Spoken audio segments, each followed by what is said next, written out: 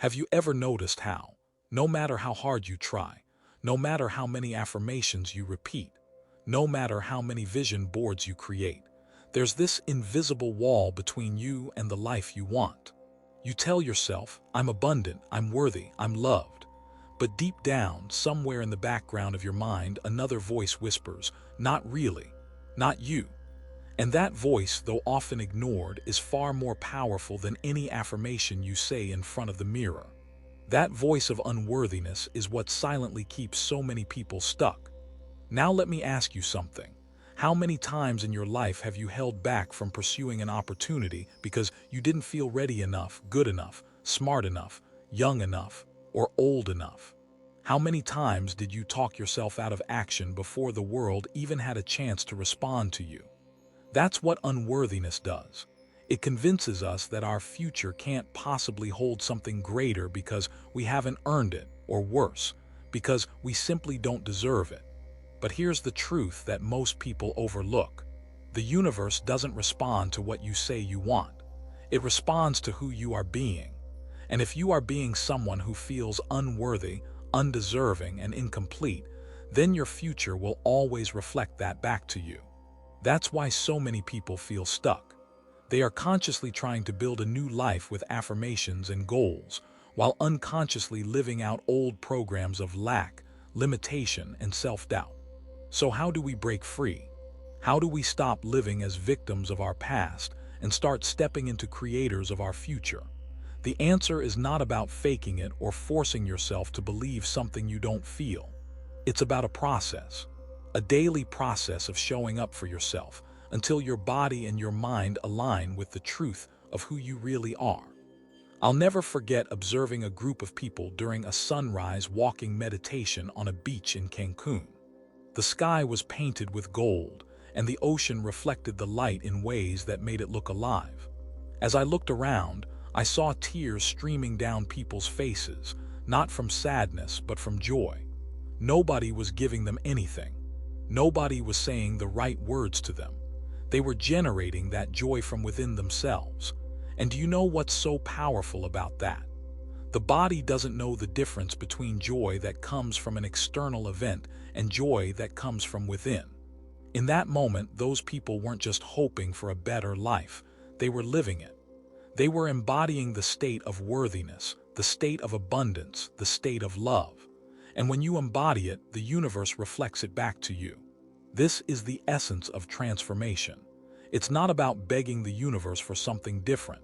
It's not about trying to manipulate circumstances.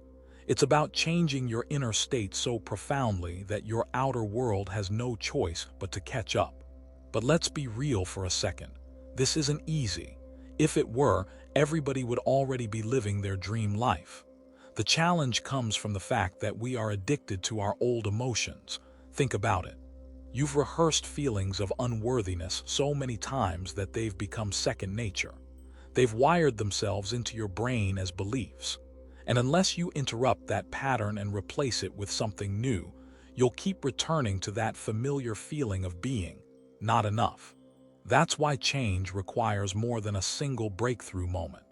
It requires consistency, dedication, and the courage to show up every single day, even when it feels inconvenient.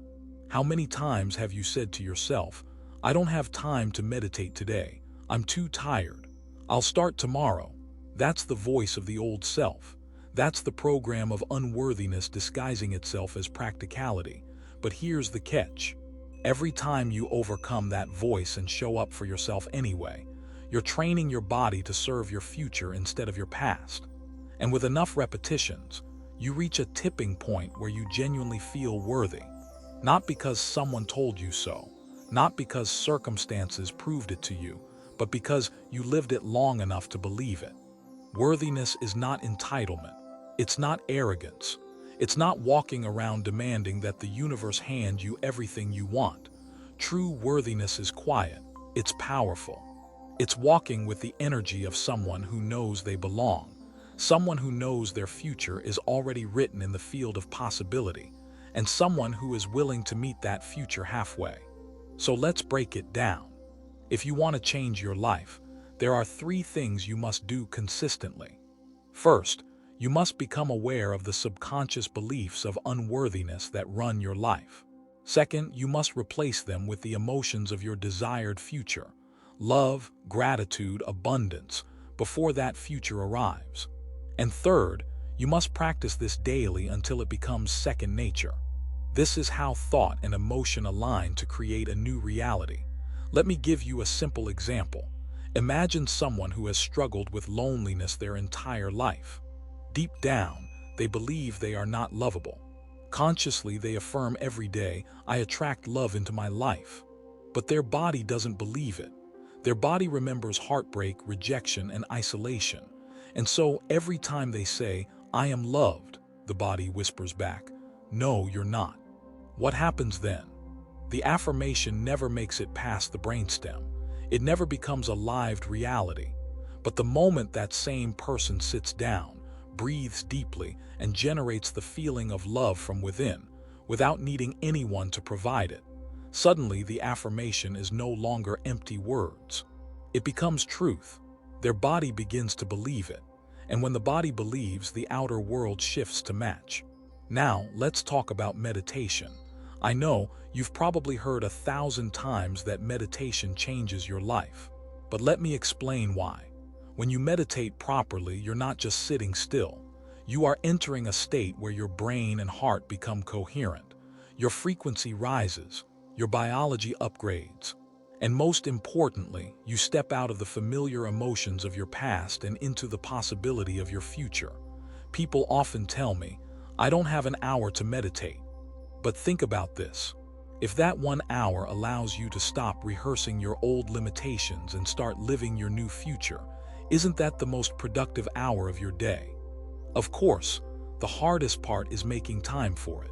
Because the moment you sit down to meditate, every distraction in the world will call your name. Your phone, your job, your responsibilities, your excuses. And yet, if you knew with absolute certainty that your future depended on you showing up for this practice, would you really skip it?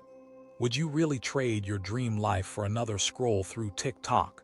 That's the decision point. That's where change begins. And here's the good news.